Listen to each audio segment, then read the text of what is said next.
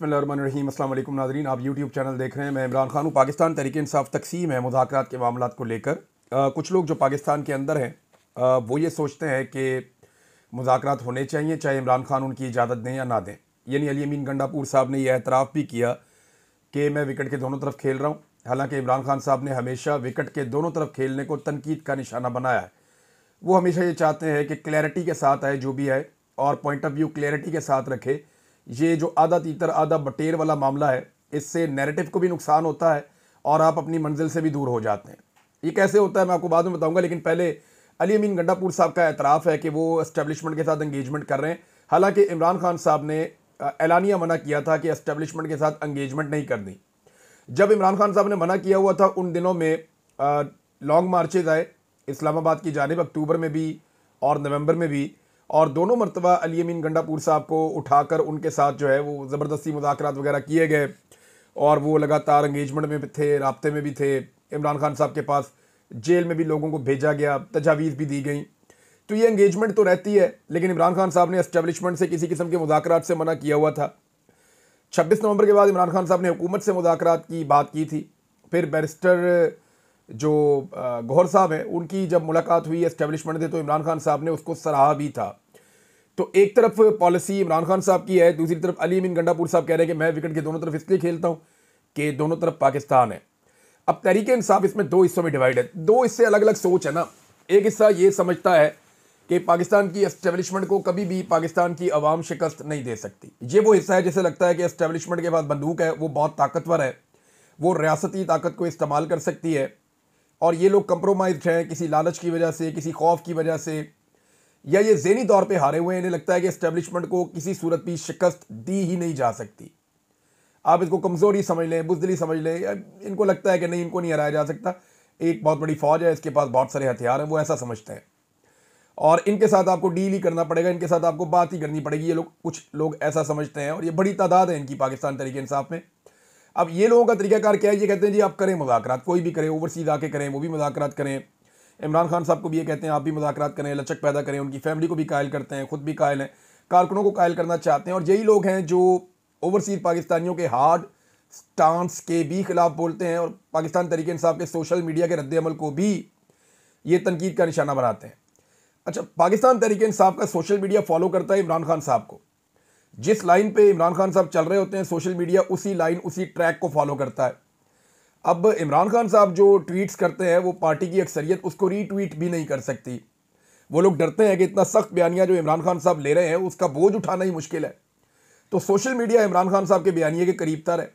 और कुछ लोग ऐसे हैं जो आम पाकिस्तानी समझ लें आप, या कुछ ऐसे लोग जिनका शायद पीटीआई से ताल्लुक नहीं भी है, वो बहुत ज़्यादा हार्ड स्टांस ले लेते हैं। कुछ लोग इसमें ऐसे भी शामिल हो गए जिनकी एस्टेब्लिशमेंट से पुरानी एक लड़ाई चल रही थी, उन्हें लगा पाकिस्तान तहरीक इंसाफ इस वक्त फुल टाइम मैदान में है, तो इससे फ़ायदा उठा के एस्टेब्लिशमेंट के साथ अपना स्कोर सेटल कर लेते हैं, वो भी आ जाते हैं। लेकिन देखें, जो इमरान खान साहब का बयानिया है वो थोड़ा सा मुख्तलिफ है। वो चाहते भी हैं कि एस्टेब्लिशमेंट के साथ मुज़ाकरात हों, लेकिन वो डील भी नहीं करना चाहते। तो फिर मुज़ाकरात किस बात पे? मुज़ाकरात इस बात पे कि एस्टेब्लिशमेंट को फेस सेविंग देते हैं, आप निकलें बीच में से, पाकिस्तान में फ्री एंड फेयर इलेक्शन होने दें और आवाम के मुंतखब नुमाइंदों के हवाले इस मुल्क को करके आप बैरकों में वापस जाएं। ये तो एक बड़ी ज़बरदस्त तजवीज़ हो सकती है और इस पर अमल दरामद होना भी चाहिए। लेकिन एस्टेब्लिशमेंट अपनी ताकत छोड़ना नहीं चाहती। अब पाकिस्तान तहरीक इंसाफ में दूसरा ग्रुप कौन सा है? ये वो लोग हैं जिन्हें लगता है कि पाकिस्तान तब तक आगे नहीं बढ़ेगा जब तक के एस्टेब्लिशमेंट या मिलिट्री एस्टेब्लिशमेंट या फौज की सियासत में मुदाखलत ख़त्म नहीं होगी। हम 7 दहाइयों से देख रहे हैं कि पाकिस्तान की फ़ौज पाकिस्तान की सियासत में मुदाखलत करती है, हुकूमतें बनाती है, हुकूमतें गिराती है, लीडरों को फांसियाँ देती है, लीडरों को जिला वतन करती है, सियासतदानों को गायब करती है, सियासी आवाज़ों को जबरी तौर पर लापता करती है। सहाफ़ियों के साथ क्या किया जाता है, दानिश्वरों के साथ क्या किया जाता है, उस्ताज़ा के साथ क्या किया जाता है, इंटेलेक्चुअल्स के साथ इस मुल्क में क्या किया जाता है। जब आप प्लस माइनस करते हैं तो ये वो तबका है जो ये सोचता है कि आपको एक मरतबा अगर इस मुल्क को इस जंजाल से निकालना है तो आपको पाकिस्तान की मिलिट्री एस्टेब्लिशमेंट को उनके असल रोल में वापस भेजना पड़ेगा। वो अगर अपने असल रोल में वापस चले जाएंगे, यानी बॉर्डरों तक और बैरकों तक महदूद हो जाएंगे, तो जो सिविलियन की आदत आएगी इलेक्शंस के नतीजे में, वो पाकिस्तान को ज़्यादा बेहतर गवर्न कर सकती है। छोटे मोटे इश्यूज रहेंगे। देखें ना, अब मिलिट्री एस्टेब्लिशमेंट 70 साल में पाकिस्तान को नहीं संभाल सकी तो 50 साल दे दें फिर सिविलियन क़यादत को भी। और मुझे पूरी उम्मीद है कि 50 साल तो बहुत ज़्यादा है, 20-25 साल में पाकिस्तान बहुत आगे निकल जाएगा। लेकिन बीच में पंगा नहीं होना चाहिए कि जनाब अभी यूसुफ रज़ा गिलानी की हुकूमत गिरा दी जाए, उसके बाद आसिफ अली जरदारी के खिलाफ कंपेन चला दी जाए, फिर नवाज शरीफ साहब जनाब वो भी घर जाएँ, फिर उसके बाद PMLN के खिलाफ हो जाएँ, फिर इमरान खान साहब की हुकूमत बने तो फिर उनकी हुकूमत गिरा दी जाए, फिर एक जो है वो इम्पोर्टेड हुकूमत ले आएँ, उस इम्पोर्टेड हुकूमत को लाने के बाद एक जाली इलेक्शन करवाया जाए, जाली फार्म 47 के ऊपर एक अर्दली हुकूमत बना दी जाए। तो ये जब सारी चीज़ें आप कैलकुलेट करते हैं तो अल्टीमेटली पाकिस्तान को इनका नुकसान होता है। तहरीक इंसाफ में दूसरा तबका ये है जो कहता है कि नहीं जी, एस्टेब्लिशमेंट को इससे बाहर निकाले बगैर आप पाकिस्तान को ठीक नहीं कर सकते। अब ये जो पहली तरह के लोग हैं वो कहते हैं जी मुज़ाकरात करें, जो दूसरी तरह के लोग हैं वो कहते हैं जी मुज़ाकरात ज़रूर करें लेकिन उन शराइत के ऊपर करें जो इमरान खान साहब बोल रहे हैं। वंस फॉर ऑल जो है ये सारा मैटर जो है इसको सॉल्व कर दें, इसको रिजॉल्व करें, इसके अंदर से बस निकालें, अब मिलिट्री एस्टेब्लिशमेंट को बाहर निकालें। और इस काम के लिए यानी मेरी ज़ाती राय ये है कि इस काम के लिए अगर पाकिस्तान की सारी सियासी जमातें, चाहे आप उन्हें चोर समझते हैं, डाकू समझते हैं, लुटेरा समझते हैं, बददियानत समझते हैं, करप्ट समझते हैं, वो सारी सियासी जमातें इकट्ठी होकर भी बैठ जाएं और मिलिट्री एस्टेब्लिशमेंट को सियासत से बाहर निकाल दें तो ये पाकिस्तान के साथ बहुत बड़ी नेकी होगी। इनके सारे गुनाह माफ अगर ये मिलिट्री एस्टेब्लिशमेंट को हमेशा के लिए सियासत से बाहर निकाल के साइड पे कर दें। जब भी एक आर्मी चीफ के रिटायरमेंट का टाइम आता है पाकिस्तान में सियासत शुरू हो जाती है। जो आर्मी चीफ आकर बैठ जाते हैं उनका वापस जाने को दिल ही नहीं करता। ये इतनी बड़ी ताकत बन गई है पाकिस्तान में ये कुर्सी कि इसको छोड़ना ही कोई नहीं चाहता। वजीर आजम आर्मी चीफ की तारीफ से दिन का आगाज करता है, आर्मी चीफ की तारीफ से जो है वो दिन का इख्तिताम करता है।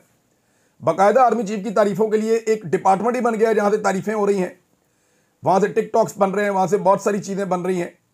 तो ये जो एक हीरोइज्म है मिलिट्री का तो होना चाहिए ना। देखें मिलिट्री तो हर मुल्क की मिलिट्री हीरोज होते हैं, लेकिन ये जो काम कर रहे हैं वो इनके करने का काम नहीं है।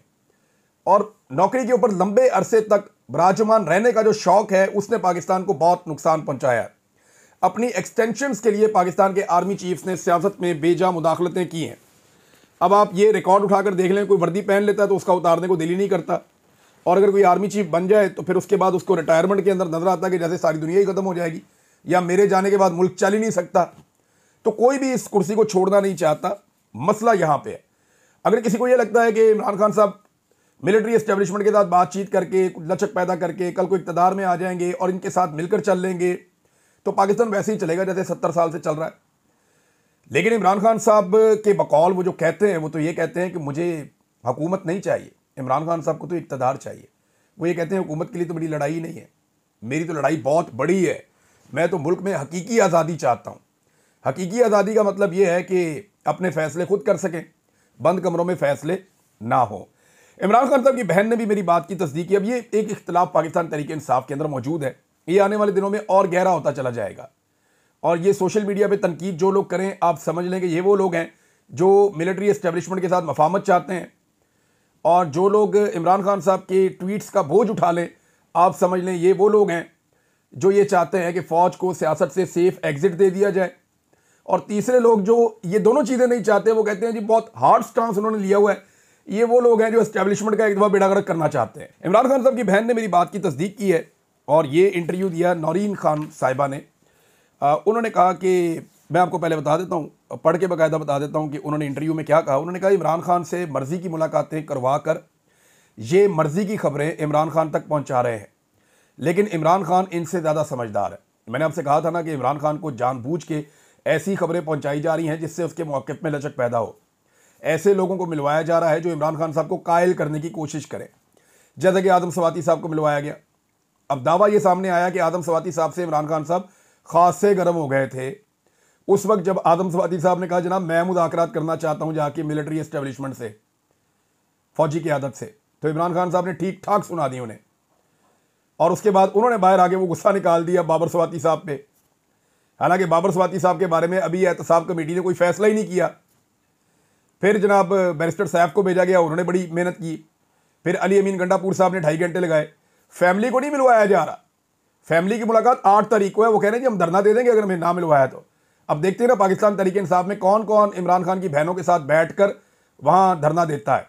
वो खवातीन जो अदालतों में आती थी मखसूस नशस्तों के लिए, वो खवातीन जो हर जगह पहुंच जाती थी कि जनाब मखसूस नशस्तों की लिस्ट में हमारा नाम डाल दें, क्या आपको वो खवातीन पाकिस्तान तहरीक इंसाफ की नज़र आती हैं? इमरान खान की बहनों के साथ खड़ी हुई, या इमरान खान साहब की अहलिया जब एक तहरीक चला रही थी उस वक्त खड़ी हुई, ये खवातीन आपको गायब नज़र आती हैं। ये होती नहीं, दो चार औरतों को छोड़ के कोई भी अडियाला जेल का रुख ही नहीं करता, कोई उधर आता ही नहीं है, कोई अमली तौर पे कोई काम करता ही नहीं है। खवातीन भी मायूस हो गई है, शायद हमें सीटें नहीं मिलेंगी।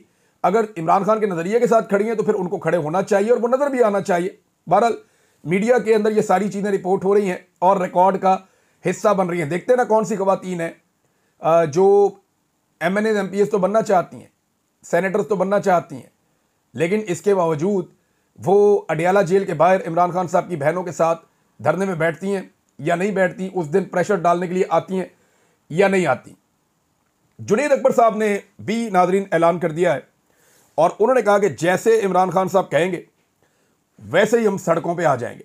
देखिए, इमरान खान की बहन ने कहा था कि इमरान खान अपने लिए निकलने के लिए कभी नहीं कहेंगे। देखिए, इमरान खान साहब ने अभी तक जितने भी एहतजाज करवाए हैं, एक तो 26वीं आईनी तरमीम के खिलाफ वो खड़े हुए, उन्होंने कहा कि कोशिश करोगे इसको रोक लें, और उसके लिए उन्होंने आवाज़ उठाई, उसके लिए उन्होंने जोर लगाया कि अदलिया को बचा लो किसी तरह। ये अक्टूबर और नवंबर में इमरान खान साहब ने सब कुछ इसी के लिए किया ताकि कादी फ़ायद ईसा साहब एक्सटेंशन ना ले सकें और उसके बाद 26वीं आईनी तरमीम के ज़रिए से आइन का हुलिया ना बिगाड़ा जा सके और अदलिया पे मुकम्मल कंट्रोल हासिल ना किया जा सके। इस मकसद के लिए तो उन्होंने लोगों को निकाला। अपनी रिहाई के लिए इमरान खान साहब ने अलग से कोई तहरीक चलाने का नहीं कहा और ना वो कहेंगे कि मुझे जेल से निकालो, आओ तहरीक चलाओ। इमरान खान साहब की बहनों ने कहा कि ये तहरीक इमरान खान साहब के साथियों को खुद चलानी पड़ेगी। क्या कोई एक ऐसा पाकिस्तान तहरीक इंसाफ में लीडर है जो खड़ा होकर ये कहे कि इमरान खान साहब की रिहाई की तहरीक चलाने का मैं ऐलान कर रहा हूं, मैं हर सतह पर जद्दोजहद करूंगा, अवाम मेरे साथ निकले, हमने अपने लीडर को बाहर लेकर आना है कोई एक? ये सारे के सारे इंतजार करते हैं कि इमरान खान कहे, और इमरान खान की बहन ने कहा है कि अपनी आज़ादी के लिए तहरीक चलवाने के लिए इमरान खान आपको कभी नहीं कहेगा।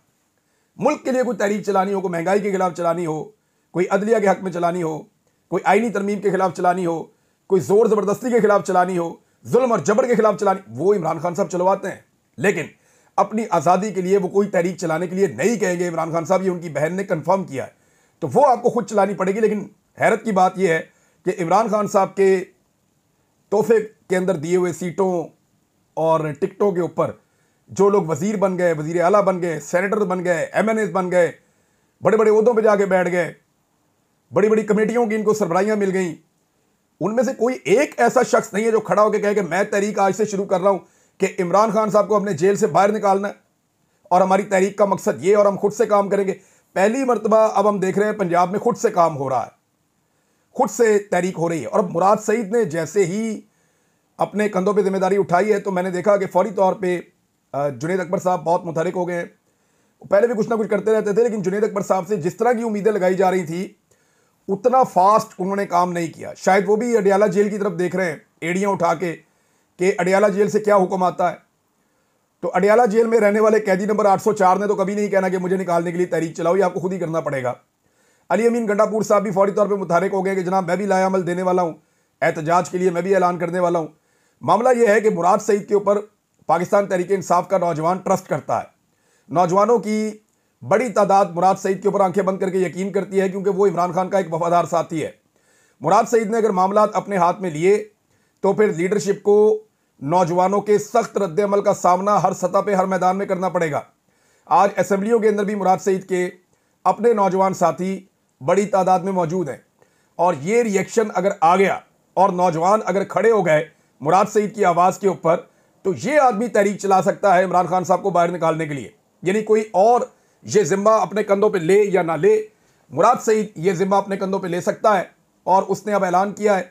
कुछ ऐलानात आने वाले वक्त में करेगा, लेकिन इस मौके पे पार्टी को जहां इत्तफाक और इत्तेहाद की ज़रूरत है, अली अमीन गंडापुर साहब ने जो लड़ाई छेड़ दी है उससे तहरीक इंसाफ में एक नई जंग छिड़ गई है। यानी आलिया हमजा साहिबा ने भी अब दरख्वास्त की है कि सारे एजेंडे और सारी लड़ाइयाँ एक साइड पर रख दें, इस वक्त फोकस पाकिस्तान के मामलों के ऊपर करें, इमरान खान साहब की रिहाई के लिए कोशिश करें सब लोग मिलकर। असद कैसर साहब पे, तैमूर झगड़ा साहब पे, आतिफ खान पे, शहराम तरकई पे, ये इमरान खान के साथी हैं। इनके ऊपर अली अमीन साहब ने अटैक किया है और डेलिबरेटली किया है, गैर ज़रूरी तौर पे किया है सारा मीडिया इस बात के ऊपर कायल है कि अली अमीन साहब का ये खुदकुश हमला है अपनी पार्टी के ऊपर और इमरान खान साहब की जो शुरू होने वाली तहरीक है उसके ऊपर। एक एक करके सबका रद्द-ए-अमल आ रहा है। असद कैसर साहब का, तैमूर झगड़ा साहब को तो मैंने आपको बताया था ना, उन्होंने तो ये भी कहा कि मैं $50,000 महीना कमा रहा था। $50,000 बहुत बड़ी अमाउंट होती है। ये तकरीबन इस वक्त 1.25 करोड़ रुपए से ऊपर बनता है। इतना पैसा वो हर महीने कमा रहे थे इमरान खान साहब के साथ कैबिनेट को ज्वाइन करने से पहले। वो गरीब आदमी तो नहीं था, बहुत पैसे वाला बंदा था। और वहां पे वो कहते हैं मैं नौकरी नहीं कर रहा था, मेरी एक पार्टनरशिप थी मल्टीनेशनल कंपनी में और मैं और पैसे भी कमा सकता था। अब तक तो मैं 2 मिलियन कमा रहा होता। बहरहाल ये उन्होंने कहा तैमूर झगड़ा साहब ने, और उन्होंने कुछ चैलेंजेस भी दिए अली अमीन गंडापुर साहब को कि जनाब आपके तो 10 करोड़ के असासे हैं, तो 75 करोड़ का आप दावा कर रहे हैं कि आपने पार्टी पे और इमरान खान के वकीलों पे खर्च दिया, तो आपके खिलाफ इंक्वायरी क्यों नहीं होनी चाहिए कि जब 10 करोड़ के असासे हैं तो 75 करोड़ कहां से खर्च दिया? ये भी सवाल जो है वो उठाया तैमूर झगड़ा साहब ने। असद कैसर साहब ने भी अब इसके ऊपर रद्द-ए-अमल दिया। असद कैसर साहब को बताऊं, ये तहरीक चलाने का टाइम है, वो बरतानिया में मौजूद हैं और उनका नाम भी किसी ECL के अंदर नहीं है और वो ट्रैवल भी कर रहे हैं। तो बहुत सारे लोगों के लिए सिस्टम ने गुंजाइश रखी हुई है, क्योंकि उन्होंने भी सिस्टम के लिए गुंजाइश रखी हुई है। ये वो सियासतदान है जो मफाहमत के साथ चलना चाहते हैं, कोई हार्ड स्टांस ये लोग नहीं लेते। लेकिन यहां पे असद कैसर साहब ने अली अमीन के इल्जामात पे हार्ड स्टांस लिया। उन्होंने कहा मैं पार्टी की मरकजी क़यादत से मुतालबा करता हूं कि वज़ीर आला खैबर पख्तूनख्वा के हालिया बयान की मुकम्मल तहकीकात की जाएँ और इस हवाले से चेयरमैन इमरान खान का मौक़िफ़ कौम के सामने लाया जाए। हम वज़ीर आला के बयान का जवाब देने का हक़ महफूज रखते हैं, ताहम मौजूदा हालात में ऐसी बातों से गुरेज करना मुल्क और बानी PTI इमरान खान के लिए ज़रूरी समझते हैं। इस वक्त हमारी सारी तवज्जो इमरान खान और दीगर बेगुनाह कैदियों की रिहाई पर मरकूज़ होनी चाहिए। गैर ज़रूरी बयानात के ज़रिए पार्टी के अंदरूनी मामलात को हवा देकर इमरान खान की रिहाई की जद्दोजहद को कमज़ोर नहीं करना चाहिए। वज़ीर आला को चाहिए कि वो अपनी तमाम तर तवानाइयाँ सूबे में बेहतर गवर्नेंस और अमन व अमान की बहाली और इमरान खान और दीगर बेगुनाह कैदियों की रिहाई की जद्दोजहद पर मरकूज़ रखे। ये फालतू लड़ाइयाँ नहीं करनी चाहिए। सारे लोग ये कह रहे हैं, लेकिन अली अमीन गंडापुर साहब का ये एक खुदकुश हमला था पाकिस्तान तहरीक-ए-इंसाफ के ऊपर। नाज़रीन, बिलावल भुट्टो की शोखियाँ, ये बड़ी मज़ेदार खबर मैं आपके सामने रखने लगा हूँ और आपको बड़ा मज़ा आएगा अब ये खबर सुनने के बाद। आपने कभी शादी ब्याह के मौके के ऊपर शोखे लड़के देखे हैं? ये ज़रा बड़ी उम्र के शोखे लड़के होते हैं और इनकी शादियाँ भी लेट हो जाती हैं। ये लड़के अपने छोटे छोटे कज़नों को और छोटी छोटी कज़नों को बिठा के ऐसे अजीबोगरीब किस्से अपने बारे में सुनाते हैं कि फ़लाना भी मैंने काम किया था, फ़लानी कार्रवाई भी मैंने डाली थी, फ़लाना SHO मेरा यार है, फ़लाँ जगह पे मैंने फ़लाँ कार्रवाई डाल दी थी, फ़लाँ जगह पे मेरा इतना नाम है। तो ये अपने झूठे किस्से अपने कज़नों को, जो छोटे होते हैं बेचारे कच्चे ज़हन, उनको ये शादी ब्याह की रातों में बैठ के सुनाते हैं और उससे दाद वसूल करते हैं। तो ये शोखे लड़के जो होते हैं ना, थोड़े अरसे के बाद वो बच्चे बड़े हो जाते हैं। उन्हें जब ज़मीनी हक़ का पता चलता है तो वो कहते हैं यार, उन्हें जब शऊर आता है तो उन्हें पता चलता है कि ये तो फ्रॉडिया है, ये तो धोखेबाज है, ये तो कहानियां सुनाता था। तो उन शोखे लड़कों की इज्जत खत्म हो जाती है अपने जूनियर्स के सामने, अपनी फैमिली में। ये अमूमन ऐसे ही होता है, लेकिन ऐसे बहुत सारे शोखे लड़के होते हैं। तो बिलावल ने इसी तरह की शोखियां की हैं और शोखियां करते हुए बिलावल ने क्या कुछ कह दिया, ज़रा सुन लो। तो सी बिलावल ने कहा कि मैंने पहली दफ़ा इस्लामोफोबिया का मसला अक़वाम मुत्तहिदा में उठाया है, पाकिस्तान को FATF की लिस्ट से निकलवाया। बिलावल जरदारी का दावा। अब ये 2 दावे किए, अब इसका मैं क्या जवाब दूं? यानी फिर ये बूटे को कहते हैं कि बूटा गालियां निकालता है। अब इस तरह के जब आप बयानात देंगे तो बूटा क्या करेगा? मैं उस बूटे की बात कर रहा हूं। फिर जनाब इसके अंदर अगर आप ये देखें कि वो एक अहमद है लड़का, वही इसका जवाब दे सकता है जिस तरह का ये मजाक है। यानी अगर आप मजाक करेंगे तो आपको मजाक में ही जवाब मिलेगा ना। कल को बिलावल कहेंगे कि जी सबसे पहले गुटखा मैंने खाया था और उससे जो नक्शो नगार लगे हैं कराची की दीवारों पे वो भी मैंने लगाए थे। परसों बिलावल कह देगा सबसे पहले 1 व्हीलिंग सलेंसर निकाल के मैंने की थी। तो क्या आप उस पर यकीन कर देंगे? और भाई, इस्लामोफोबिया का मसला अक़वाम मुत्तहिदा में जब इमरान खान ने उठाया था तब आप सियासी तौर पर बालिग भी नहीं हुए थे। आप सोच नहीं सकते जैसी तकरीर, आपके ख़ानदान में कोई नहीं सोच सकता, पूरे जरदारी ख़ानदान में जैसी तकरीर इमरान खान ने अक़वाम मुत्तहिदा में की थी, आपकी नस्लें नहीं कर सकती। इमरान खान ने जो वहां पे बात की थी इस्लामोफोबिया के खिलाफ, और आज इमरान खान की वजह से आलमी सतह पे इस्लामोफोबिया का एक आलमी दिन मनाया जाता है। इमरान खान की वजह से, आपकी वजह से नहीं। आपकी तो तब हुकूमत के अंदर सियासी पैदाइश भी नहीं हुई थी। आपने तो बाद में आकर कहा कि वेलकम टू पुराना पाकिस्तान, और अभी तक कौम पुराना पाकिस्तान जो है वो आपका दिया हुआ भुगत रही है। FATF से निकाला, हम्माद अजहर ने निकाला था फौज के साथ मिलके। ये मिलिट्री एस्टेब्लिशमेंट का क्योंकि असर सूख होता है तो उन्होंने ये कवानीन पास करवाए थे, और हम्माद अजहर ने इसमें बहुत मेहनत की थी, दिन रात एक किया था। ये उसका क्रेडिट है हम्माद अजहर का, और आप उसकी काबिलियत के किसी दर्जे को नहीं पहुंचते। वो बहुत काबिल आदमी है, प्रैक्टिकल आदमी है। बिलावल साहब, आपको प्लेट में रख के मिल गई है ये हुकूमत, प्लेट में रख के आपको मिल गई है चेयरमैनशिप। आपने कोई मेहनत नहीं की, आपने कोई जद्दोजहद नहीं की हुई, क्योंकि आपका खून जो है उसके अंदर बेनज़ीर का खून शामिल है और आप जरदारी के बेटे हैं, लिहाजा आपको प्लेट में रख के मिल गई है। बेशुमार और लोग हैं जिन्होंने कुर्बानियां दी हैं इस मुल्क में, उनके शोहदा हैं, कब्रें भरी पड़ी हैं, कई लोगों के कई बच्चे शहीद हो गए हैं। उनको क्यों ना बना दिया जाए किसी पार्टी का चेयरमैन? देखिए, कुर्बानी आपके खानदान से ली गई है, लेकिन आप ये जो बदला ले रहे हैं पूरी कौम से, ये आप क्यों ले रहे हैं? और ये झूठ चुताली कि जनाब इस्लामोफोबिया का आलमी दिन आपकी वजह से बनाया जाता है, ऊपर से नहरों के खिलाफ पूरा एक स्टेटमेंट दे दिया लंबा चौड़ा, और वो भी गोलमोल, और वहां दावा कर दिया कि आसिफ जरदारी भी नहरों के खिलाफ है। आपके वालिद गिरामी आसिफ अली जरदारी ने जुलाई के 8 तारीख को, 8 ही तारीख थी गालिबन, ऐवान सदर के अंदर बाकायदा मिलिट्री एस्टेब्लिशमेंट के लोगों के साथ बैठ के और दीगर लोगों के साथ बैठ के, जो FISC जो एक बनी हुई है उनके लोगों के साथ बैठ के वहां पे हुक्म जारी किया था कि दरियाए सिंध से ये 6 नहरें निकालो और इनके पुश्ते भी पक्के करो, और वो तहरीरी तौर पे मौजूद है, 10 दफा दिखा चुका हूं। जरदारी साहब ने बतौर सदर ये हुक्म दिया था। बिलावल साहब, लड़ाई आपकी जरदारी साहब से बनती है, जाके अपने वालिद से पूछें कि उन्होंने क्यों नहरें बनाने का हुक्म दिया।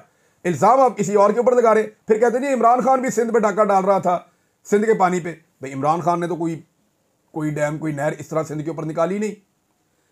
कभी कहते जी इंडिया ये कर रहा है, यानी कोई इधर की बात उधर, उधर की बात उधर। वो सिंधी बेचारे आए थे अपने मसाइल का हल जानने के लिए कि हमारे पानी पे कब्जा हो रहा है, ये उनको इधर उधर की कहानियां सुना के वो बेचारों को रोटी खिला के वापस भेज दिया। नाज़रीन, पाकिस्तान के वजीर आज़म, अर्दली वजीर आज़म शहबाज शरीफ और पाकिस्तान के army chief general Asim Munir ने सबसे ज़्यादा दौरे सऊदी अरब के किए हैं। सबसे ज़्यादा मुलाकातें इनकी सऊदी अरब की हुकूमत के साथ हुई हैं, और ये मैं साबिर शाकिर साहब का ट्वीट आपको पढ़ के सुनाता हूँ। और इसमें जो है वो बाकायदा सऊदी अरब का हुक्मनामा शामिल है जो उन्होंने साथ लगा के ट्वीट किया। सबसे ज़्यादा दौरे आर्मी चीफ ने और वज़ीर आज़म ने सऊदी अरब के किए। अब सऊदी अरब ने वर्क वीज़ों के अलावा बाकी तमाम वीज़ों पर फिल फौर पाबंदी आयद कर दी है। 13 अप्रैल के बाद पहले से जारी वीज़े भी मनसूख तस्वुर होंगे और सऊदीया में दाखिले पर पाबंदी होगी। अकामा होल्डर्स, वर्क वीज़े वाले सऊदी अरब का सफ़र कर सकेंगे। जनाब, ये पाकिस्तान का नाम भी इस लिस्ट के अंदर शामिल है। अब आप अंदाज़ा करें कि सबसे ज़्यादा मुलाकातें हमारी हैं और हमारे ऊपर पाबंदियाँ भी लग रही हैं। ये साबिर शाकिर साहब ने ट्वीट किया है। अब तक की ये सूरत हाल है। कोर कमांडर कॉन्फ्रेंस हुई, उसमें कहा गया जी कि बलूचिस्तान में इंतशार फैलाने वाले अनासर को माफ़ी नहीं दी जाएगी। ये हेडलाइन चली है एक्सप्रेस न्यूज़ पे। तो इंतशार फैलाने वाला तो फिर मारंग बलोच वगैरह कोई कहा जाता है, तो मारंग बलोच वगैरह को माफ़ी नहीं दी जाएगी। तो बलोच तो निकले हुए, उनको छुड़वाने के लिए अब देखना यह है कि एस्टेब्लिशमेंट मारंग बलोच को अंदर रख सकती है या बलूचिस्तान के सरदार मारंग बलोच को छुड़वा सकते हैं। ये बलूचिस्तान के लोग अपनी बहन बेटियों को बाहर निकलवा पाएंगे या मिलिट्री एस्टेब्लिशमेंट उनको अंदर रख पाएगी। इस बात का मुकाबला वहाँ पे हो रहा है। अब तक के लिए इतने, अपना ख्याल रखिएगा, अपने चैनल का भी। अल्लाह हाफ़िज़।